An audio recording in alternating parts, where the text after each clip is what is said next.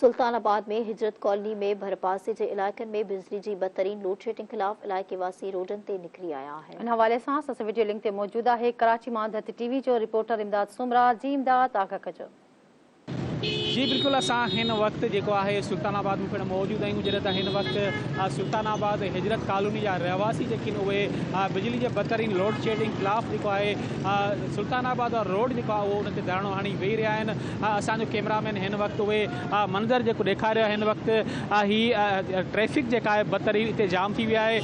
इलाइक़े वासियुनि कंटेनर लॻाए जेको आहे ही रोड रस्ता बंदि करे छॾिया आहिनि। जॾहिं त वज़ीर अला हाउस तरफ़ वेंदड़ जेको आहे सो उहे बि रस्ता बंदि कया विया आहिनि। इलाइक़े वासियुनि जेको आहे सो हिन वक़्तु धरणो हणी ॾेई छॾियो आहे। अव्हांखे ॿुधाईंदा हलूं त हिन वक़्तु केतिरा ई कंटेनर जेको आहे सो उते लॻाए उते एहतजाज कयो पियो वञे।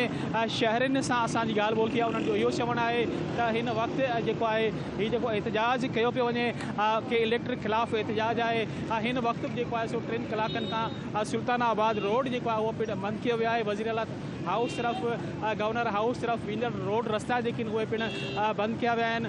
जॾहिं त पुलिस जी वॾी नफ़री पिणु हिते पहुची चुकी आहे। मुज़ाहिरीन सां पिणु ॻाल्हियूं कयूं पियूं वञनि, लेकिन मुज़ाहिरीन जो इहो चवणु आहे त जेसि ताईं इलाइक़े में बिजली बहाल न कई वेंदी तेसि ताईं असांजो धरणो जेको आहे उहो जारी रहंदो। अव्हांखे ॿुधाईंदा हलूं त हीउ सुल्तानाबाद उहो इलाइक़ो आहे जिते रेंजर्स जूं ऑफिसूं बि आहिनि ऐं हीउ हिसास इलाइक़ो आहे, रेड ज़ोन वारो इलाइक़ो आहे। लेकिन हिन वक़्तु जेको आहे इलाइक़े वासियुनि जो के इलेक्ट्रिक ख़िलाफ़ एहतजाज जेको आहे उहो पिणु जारी आहे।